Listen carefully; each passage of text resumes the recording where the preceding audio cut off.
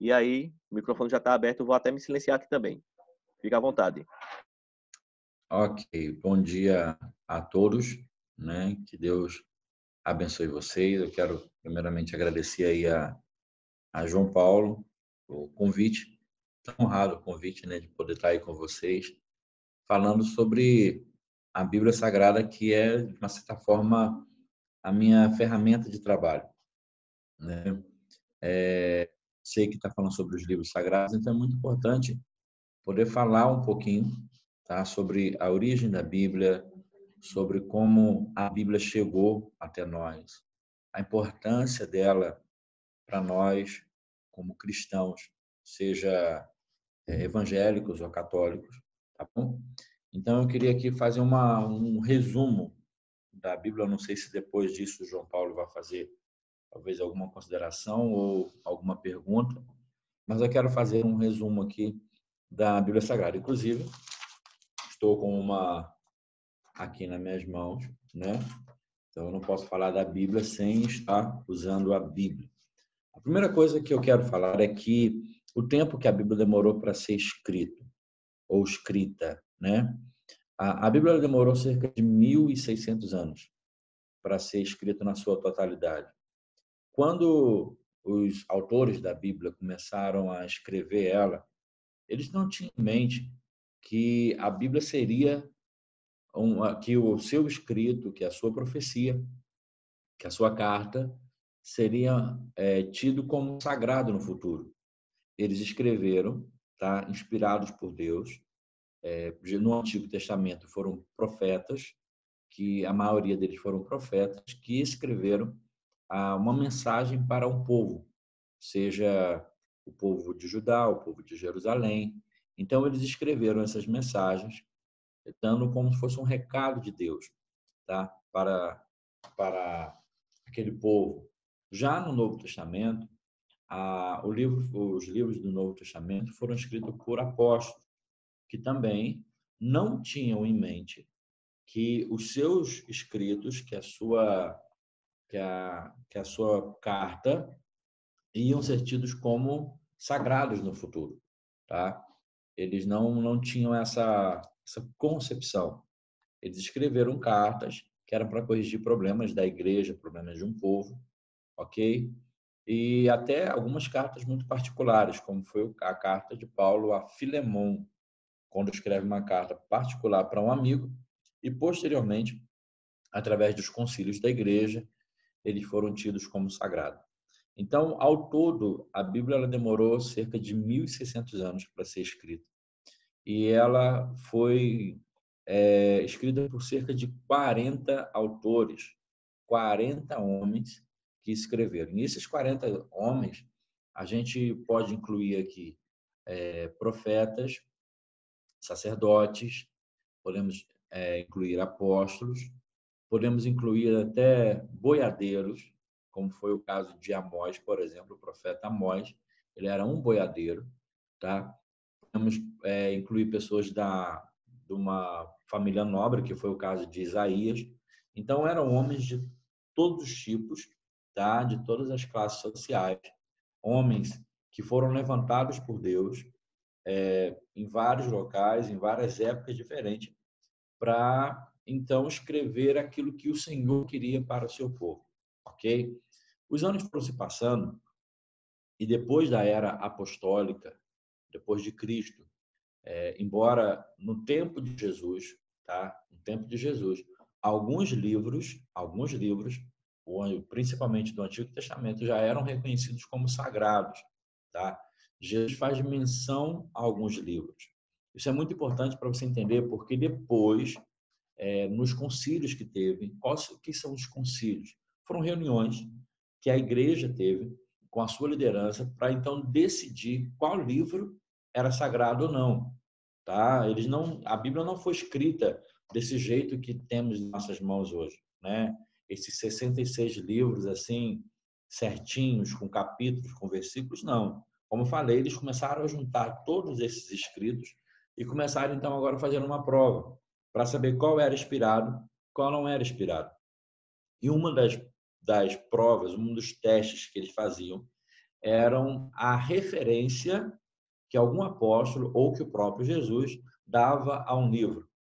Por exemplo, Jesus, ele quando foi tentado pelo diabo no deserto, ele usou algumas frases dizendo assim: está escrito, durante 3 vezes. Está escrito. Então, cada vez que Jesus citava uma dessas frases se referindo a um livro do passado, no concílio foi então tido, se Jesus mencionou esse livro, então é sinal que este livro é sagrado. A mesma coisa eram os apóstolos. Quando os apóstolos faziam menção a algum livro do Antigo Testamento, eles, ou até mesmo do Novo Testamento, que posteriormente começaram a citar e validar, então esses livros eram tidos como sagrados. Tá? Deixa eu dar mais um exemplo. Por exemplo, Pedro, ele validou, por exemplo, o livro de Marcos, perdão. Já Paulo validou o livro de Lucas. Então, a assinatura do profeta, do apóstolo, ou o uso de Jesus por algum texto bíblico fazia com conferir a ele o status de sagrado. Então, tudo aquilo que Jesus mencionou no Antigo Testamento, ou melhor, no Novo Testamento, se referindo ao Antigo Testamento, quando foi feito esses concílios, tá? Que não foi um só, foram vários concílios, eles foram então decididos como livros sagrados, ok? A palavra Bíblia, é importante você também notar isso, que a palavra Bíblia, ela vem de um termo que ela significa biblion, tá? Que significa livros, é um termo latim. Então, quando nós nos referimos à Bíblia, nós estamos sem às vezes inconscientemente nos referindo a livros, tá? Na Bíblia evangélica existe uma coleção de 66 livros aqui. Nesses 66 livros, 39 no Antigo Testamento e 27 no Novo Testamento. A Bíblia Católica, e você certamente ou tem uma Bíblia evangélica ou tem uma Bíblia Católica na sua casa, a Bíblia Católica tem 7 livros a mais, que é chamado de livros apócrifos. Esses livros eles estão lá no Antigo Testamento e são tidos como apócrifos porque nesses concílios, tá? Nessas reuniões que a igreja teve nos primeiros séculos, eles viram que este livro não eram livros importantes, eram livros que eram válidos lerem, mas é chamado apócrifos porque não colocaram nele um teor de sagrado. A própria Igreja Católica não usa esses livros, ou pelo menos eu desconheço alguma doutrina da Igreja Católica que sejam baseadas nesses livros, tá? Nesses livros chamados apócrifos. O que eu vejo são a Igreja Católica ter uma certa semelhança à Igreja Evangélica, que geralmente, quando é pregado algum sermão na Igreja Católica também, geralmente se usa os livros que são usados também dentro da Igreja Evangélica. Então, assim, não existe muita divergência entre a concepção de sagrado, tá? Quando eu ouço um padre, por exemplo, pregando, geralmente eu ouço ele pregando dentro dos livros que também são pregados dentro da Igreja Evangélica. Então, há quase que um consenso de nosso ao entender quais são os livros sagrados. Pois bem, outra coisa que é importante falar, quando a igreja começou a se reunir para fazer então a avaliação dos livros para saber se eram sagrados ou não, isso chama-se que foi feita a formação do cânon. Quem é católico sabe que, por exemplo, após uma pessoa morrer, uma pessoa boa da Igreja Católica morre, o nome dele é levado ao Vaticano para fazer uma série de testes, né, de pesquisas, e se a pessoa, no caso, for tida como um santo, ele vai ser canonizado. Então, essa palavra canonizado, ela também faz uma referência ao cânon, tá? Que é, de uma certa forma, conferir algo, alguém, um status de sagrado, tá?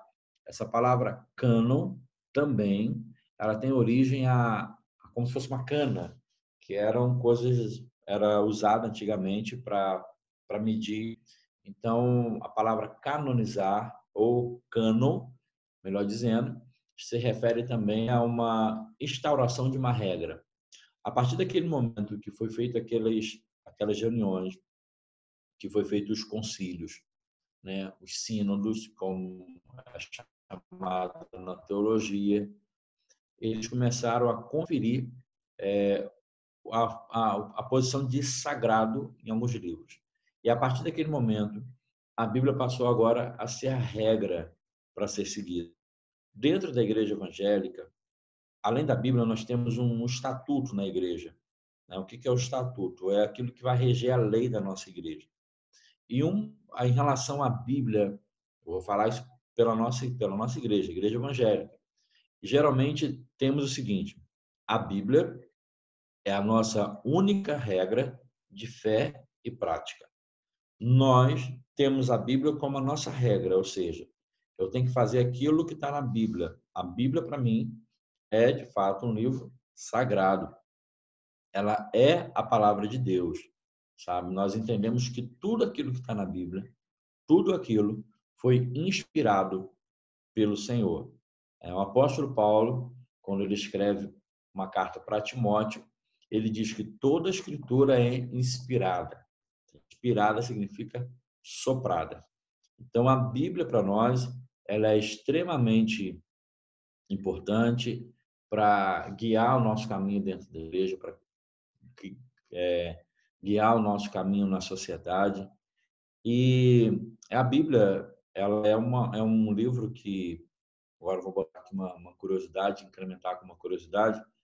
Ela é o livro mais antigo na história. Foi o primeiro livro a ser impresso na prensa de Gutenberg. O primeiro livro impresso que saiu foi um trecho da Bíblia Sagrada.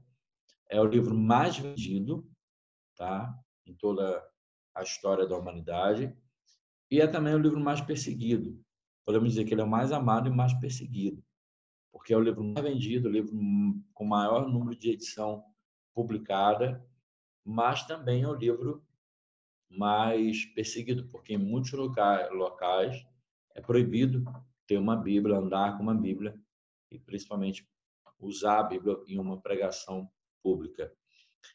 Isso é um resumo, tá, da Bíblia Sagrada, é o resumo daquilo que nós temos como, de fato, a nossa regra de fé e prática. Deixa eu pegar mais uns 5 minutinhos, uns 2 minutinhos, João Paulo, e só fazer rapidamente uma divisão. A Bíblia é dividida em dois, só termos técnicos aqui em relação à Bíblia. A Bíblia é dividida em dois testamentos, Novo Testamento, ou melhor dizendo, Antigo Testamento primeiro, né, e Novo Testamento. Nós não usamos mais o termo Velho Testamento, né? Usamos o termo Antigo Testamento, porque uma coisa antiga é diferente de ser velho, né? Então, Antigo Testamento e Novo Testamento. Dentro desse contexto de Antigo Testamento, nós temos o Pentateuco, que são os 5 primeiros livros da Bíblia, que compõem também a Bíblia Torá, né? Que é a Bíblia dos judeus, né? Que é de Gênesis a Deuteronômio, Gênesis, Êxodo, Levítico, Números e Deuteronômio.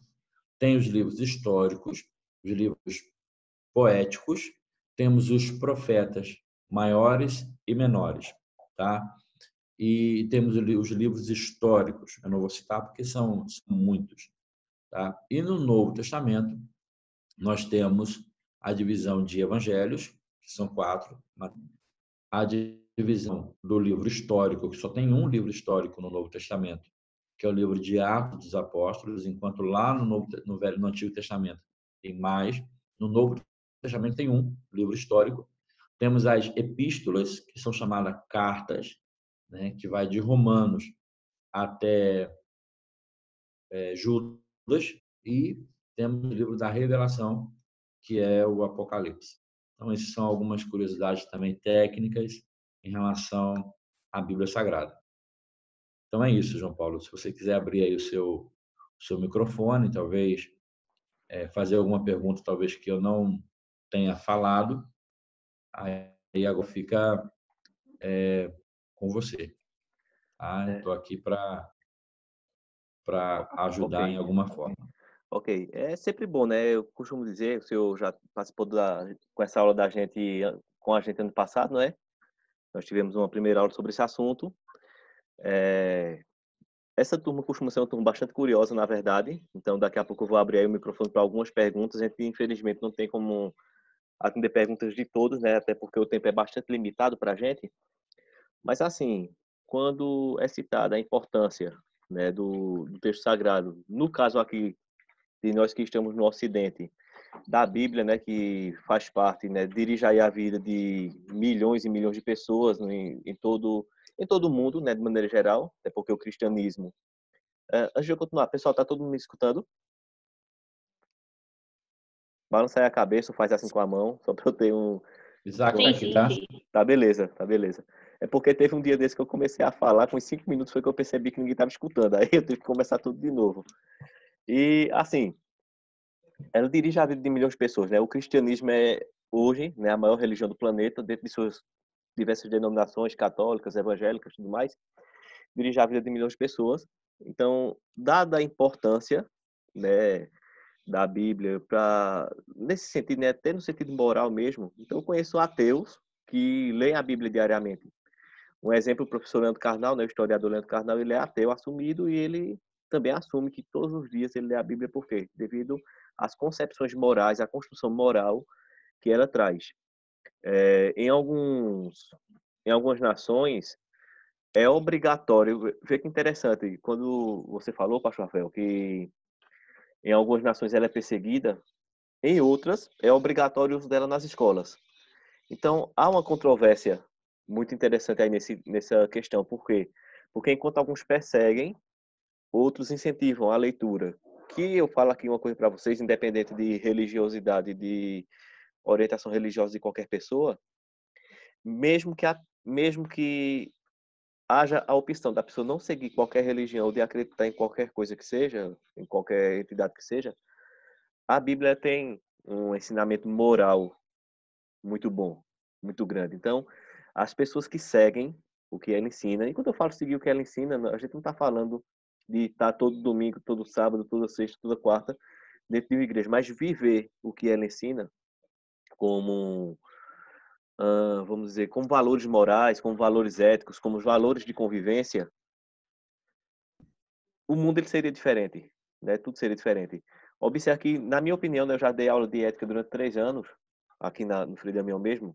Esse ano nós não tivemos a disciplina de ética, mas a Bíblia, ela traz, na minha opinião, o maior princípio da ética, que é aquela frase do Cristo, né?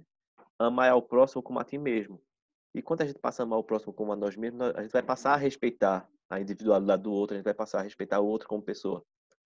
Então, a base até da ética, diria assim, vai estar lá na Bíblia. Então, tudo depende, logicamente, da pessoa não ter ela como um enfeite, né? A gente chega muitas vezes nas casas, as pessoas têm ela lá aberta em cima de uma mesa.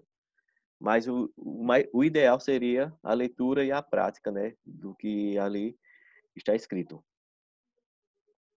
Passou? É, desculpa, posso falar? Posso? Pode. Pronto. A questão da Bíblia, é importante que você falou aí, ela não é um livro místico. Ela não é um livro que vai, se eu deixar ela na minha estante, ela vai espantar os maus espíritos, né? Ou vai atrair bênção. Na verdade, a Bíblia, ela tem, de fato, a importância de mudar as nossas atitudes, né? O conceito bíblico é para isso, sabe? A Bíblia, ela tem a importância para nos fazer ser pessoas melhores. Em Mateus fala, Mateus capítulo 7, ele diz assim: tudo o que quereis que os homens vos façam, façais vós também, ou façais vós eles. Então, isso mostra, de fato, a regra áurea da Bíblia Sagrada, que é eu tratar a pessoa como eu quero ser tratado. É eu fazer com o próximo aquilo que eu quero que o próximo faça comigo. Então, ela não é um livro de enfeite, um livro que tem que ser deixado em algum lugar de evidência, simplesmente para espantar os maus espíritos, como muitas pessoas pensam. A Bíblia, ela, dentro do nosso contexto cristão, ela tem a finalidade de mudar as nossas atitudes, né? De determinar o que eu vou, o que eu não vou fazer. Então, por isso que eu falei que no nosso estatuto da igreja diz que a Bíblia é a nossa única regra de fé e prática. Então, independente de religião ou não, como você bem disse aí, eu acho que se as pessoas usarem de fato a Bíblia como uma regra a ser seguida, certamente as pessoas vão ter uma vida muito melhor, muito mais respeitosa. E é interessante que a Bíblia, ela assim, eu aconselho a todos, que eu sei que praticamente todos são cristãos, né? Independente da religião, mas tem um princípio cristão. Eu recomendo todos a lerem mesmo a Bíblia, porque a Bíblia ela, assim, ela é muito interessante, que na medida que a gente vai lendo, a gente vai vendo em nós o que está de errado. E a gente vai nos amoldando aquilo que a gente vê na Bíblia Sagrada. A Bíblia não tem erro, sabe? Ela é inerrante. Eu já tive a oportunidade de ler a Bíblia toda algumas vezes, tá? Ela, dentro da minha vida de evangélico, algumas vezes eu já li a Bíblia toda e nunca encontrei, João Paulo, uma contradição nela, sabe? Nunca encontrei. Existe coisa difícil de ser entendido. Realmente tem coisas que é difícil de você entender e às vezes até de você aceitar, né? Mas contradição não. Ela se completa. E isso que é interessante na Bíblia é você ver homens que foram levantados por Deus em épocas diferentes, em tempos diferentes, em contexto totalmente diferente. E quando eles falavam as coisas, eles falavam coisas que meio que se complementavam, entendeu? Então isso também é o fascinante na Bíblia Sagrada. Bom, gente, não, com certeza, né? E assim, eu já vi uma frase dizendo que se ela fosse incentivada nas escolas, não seria lida nos presídios, né? E pelo valor histórico também, né? Eu lembro que no meu primeiro ano de faculdade de História, né, curso superior em História, nós estudamos a história antiga e boa parte dela, professores que nem cristãos eram, se referiam à Bíblia, pelo seu valor histórico.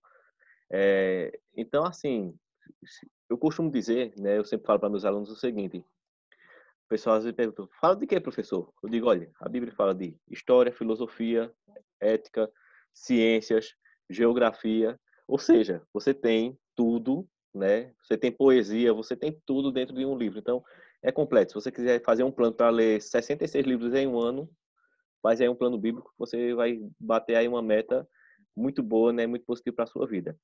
Gente, vê só, chegou aqui o aviso, né, de 5 minutos para o final da nossa aula. Eu vou fazer o seguinte, né? Eu vou dar os agradecimentos aqui ao pastor Rafael. Alguém tem alguma pergunta para fazer a ele? Alguma curiosidade? Não? Então a gente vai fazer o seguinte, eu vou desconectar, certo? Vou aqui agradecer ao pastor Rafael aí, né, por mais uma vez ter aí nos ajudado, né, nessa questão. Eu costumo dizer assim, quando a gente não sabe de uma coisa, a gente corre atrás de quem sabe e pede ajuda, né? E assim, eu vou voltar, vou mandar outro link para vocês, tá certo? Só para eu explicar a atividade de hoje, tá bom? Então, a gente vai desconectar a questão de 5 minutinhos para eu preparar outro link para vocês. Mando novamente, tá certo? Vocês voltam para cá, para a sala, para eu poder explicar a atividade de hoje para vocês. Pastor Rafael, mais uma vez, muito obrigado. Né? Espero Ok, meu sempre, querido, eu agradeço. né? A gente sempre contar aí com a sua participação e em breve a gente vai ter outro encontro desses, viu? Em breve a gente vai ter outro encontro aqui, né? Aqui na sala de aula virtual, para a gente conversar com alguma outra turma, né, sobre algum outro tema. E assim, a gente sempre tem a agradecer. Nessa parceria que já vai durando em torno de 4 anos já, né? Eu costumo É, dizer que não tem um aluno meu que não lhe conheça. Ou conhece pessoalmente, ou conhece de aula, ou então conhece de tanto que eu falo na sua pessoa durante minhas aulas. E aí até eu me lembro de uma das aulas que aconteceu, eu disse assim, Um aluno fez uma pergunta e disse assim, olha, quando eu não vou responder porque aí eu posso acabar ofendendo a religião de alguém. Aí quando alguém perguntar alguma coisa nessa turma, eu vou dessa mesma resposta. Aí o pessoal diz, olha, aprendeu com o pastor Rafael, não foi? Então a gente acaba aprendendo muita coisa um com o outro, né? Graças a Deus, tá bom? Muita coisa positiva, É na verdade. verdade. Viu? Então a gente vai Obrigado, desconectar meu. aqui. Nós que agradecemos, né? Nós do sexto ano, né, que lhe agradecemos. Eu vou desconectar, viu, pessoal? 5 minutinhos, eu mando o link novamente só para explicar a atividade para vocês. Se bem que o pastor Rafael já deu a resposta quase toda já.